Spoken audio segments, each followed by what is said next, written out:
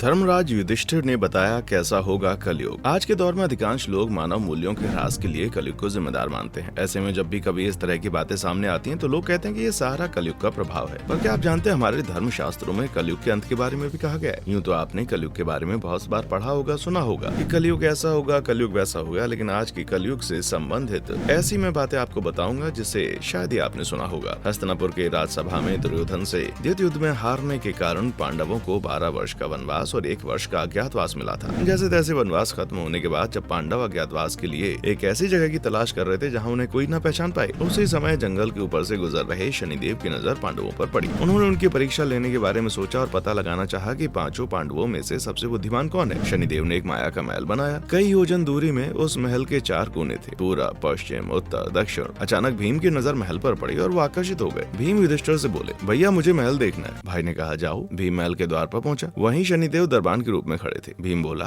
मुझे महल देखना है। शनिदेव ने कहा, महल की कुछ शर्तें हैं। नंबर 1, शर्त महल में 4 कोने हैं, आप एक ही कोना देख सकते हैं। शर्त नंबर 2, महल में जो देखोगे उसकी सार सहित व्याख्या करोगे। शर्त नंबर 3, अगर व्याख्या नहीं कर सके तो कैद कर लिए जाओगे। भीम ने कहा, मैं स्वीकार करता हूँ, ऐसा ही होगा। वहाँ जाकर उसने अद्भुत पशु पक्षी और फूलों एवं फलों से लदे वृक्षों का नजारा देखा। आगे जाकर देखता है कि 3 कुएं हैं, अगल बगल में छोटे कुएं, बीच में एक बड़ा कुआं। बीच वाला बड़े कुएं में पानी का उफान आता है और दोनों छोटे खाली कुओं को पानी से भर देता है। फिर कुछ देर बाद दोनों छोटे कुओं में उफान आता है तो खाली पड़े बड़े कुएं का पानी आधा रह जाता है। इस क्रिया को भीम कई बार देखता है पर समझ नहीं पाता और लौटकर दरबान के पास आता है। दरबान ने पूछा, क्या देखा? भीम ने कहा, महाशय मैंने पेड़ पौधे पशु पक्षी देखे, वो मैंने पहले कभी नहीं देखे थे, जो अजीब थे। एक बात समझ नहीं आई, छोटे कुएं पानी से भर जाते हैं, बड़ा क्यों नहीं भर पाता? ये समझ में नहीं आया। दरबान बोला, आप शर्त के अनुसार बंदी हो गए और बंदी घर में बैठा दिए गए। अर्जुन आया, बोला मुझे महल देखना है। दरबान ने शर्त रख दी और अर्जुन पश्चिम वाले छोर की तरफ चला गया। आगे जाकर अर्जुन क्या देखता है, एक खेत में 2 फसल उग रही थी। एक तरफ बाजरे की फसल, दूसरी तरफ मक्का की फसल। बाजरे के पौधे से मक्का निकल रही थी तथा मक्के के पौधे से बाजरा निकल रही थी। अजीब लगा, कुछ समझ नहीं आया, वापस द्वार पर आ गया। दरबान ने पूछा, क्या देखा? अर्जुन बोला, महाशय सब कुछ देखा पर बाजरा और मक्का की बात समझ में नहीं आई। शनिदेव ने कहा, शर्त के अनुसार आप बंदी है। नकुल आया, बोला मुझे महल देखना है। फिर वो उत्तर दिशा की ओर गया। वहाँ उसने देखा कि बहुत सारी सफेद गायें जब उनको भूख लगती है तो अपनी छोटी बच्चियों का दूध पीते हैं। उसे कुछ समझ नहीं आया। द्वार पर आया। शनिदेव ने पूछा, क्या देखा? नकल बोला, महाशय गाय बच्चियों का दूध पीती हैं। ये समझ नहीं आया। तब उसे बंदी बना लिया गया। सहदेव आया, बोला कि मुझे महल देखना है और वो दक्षिण दिशा की ओर गया। अंतिम कोना देखने के लिए क्या देखता है कि वहाँ पर एक सोने की बड़ी शिला एक चांदी के सिक्के पर टिकी हुई डगमग डगमग डोल रही है, पर गिरे नहीं, छूने पर भी वैसी रहती है। समझ नहीं आया। वो वापस द्वार पर आया, बोला सोने की शिला की बात समझ नहीं आई। तब वो भी बंदी हो गया। चारों भाई बहुत देर से नहीं आए। तब युधिष्ठिर को चिंता हुई। वो भी द्रौपदी सहित महल में गए। भाइयों के लिए पूछा। तब दरबान ने बताया, वो शर्त अनुसार बंदी है। युधिष्ठिर बोला, भीम तुमने क्या देखा? भीम ने कुएं के बारे में बताया। तब युधिष्ठिर ने कहा, ये कलयुग में होने वाला है। एक बाप 2 बेटों का पेट तो भर देगा, परंतु 2 बेटे मिलकर एक बाप का पेट नहीं भर पाएंगे। भीम को छोड़ दिया गया। अर्जुन से पूछा गया, तुमने क्या देखा? उसने फसल के बारे में बताया। युधिष्ठिर ने कहा कि ये भी कलयुग में होने वाला है। वंश परिवर्तन, अर्थात किसी के भी घर किसी की भी लड़की और लड़के ब्याह दिए जाएंगे। अर्जुन भी छूट गया। नकुल से पूछा, तुमने क्या देखा? तब उसने गाय का वृतांत बताया। तब युधिष्ठिर ने कहा, कलयुग में माताएं अपनी बेटियों के घर में पलेंगी, बेटी का दाना खाएंगी और बेटे सेवा नहीं करेंगे। तब नकुल भी छूट गया। सहदेव से पूछा, तुमने क्या देखा? उसने सोने की शिला का वृतांत बताया। तब युधिष्ठिर बोले, कलयुग में पाप धर्म को दबाता रहेगा, परंतु धर्म फिर भी जिंदा रहेगा, खत्म नहीं होगा। आज के कलयुग में सारी बातें सच साबित हो रही हैं। कलयुग के 5000 साल बाद गंगा नदी सूख जाएगी और पुनः वैकुंठ धाम लौट जाएगी। जब कलयुग के 10,000 वर्ष हो जाएंगे तब सभी देवी देवता पृथ्वी छोड़कर अपने धाम लौट जाएंगे। इंसान पूजा, कर्म, व्रत, उपवास और सभी धार्मिक काम करना बंद कर देंगे। एक समय ऐसा आएगा कि जमीन से अन्न उपजना बंद हो जाएगा और पृथ्वी जलमग्न हो जाएगी। इसके बाद कलयुग के अंत में जिस समय कल के अवतार अवतरित होंगे, उस समय मनुष्य की परम आयु केवल 20 या 30 वर्ष होगी। जिस समय कल के अवतार आएंगे तब मनुष्य की लंबाई काफी घट गई होगी। दुनिया के अंत का क्या मतलब है?